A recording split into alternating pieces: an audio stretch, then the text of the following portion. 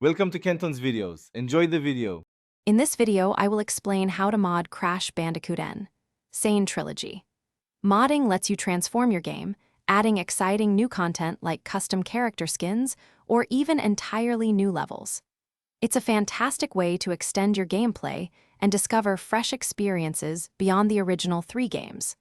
We will cover everything from finding the right tools to successfully installing your very first mod, ensuring you have a smooth and enjoyable journey into the world of custom content. Before diving into mod installation, you will need a couple of essential tools. First, download a dedicated mod manager, which simplifies the process of adding and removing mods.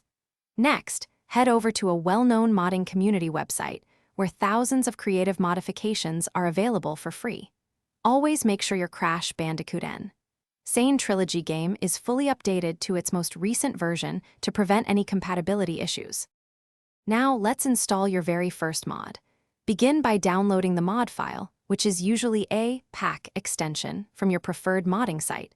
Once downloaded, open your mod manager and simply drag and drop the mod file into its interface. The manager will then handle the integration. After a quick activation, launch your game, and you should see your new custom content ready to enjoy. It's a straightforward process.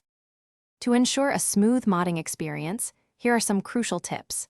If your game encounters issues like crashing, try deactivating your newest mods sequentially to pinpoint the problem. Always review the mod's description for any special installation steps or potential conflicts with other modifications. Finally, it is highly recommended to create a backup of your original game files before you begin extensive modding, just in case you need to revert. Thanks for watching. Consider subscribing if we helped you.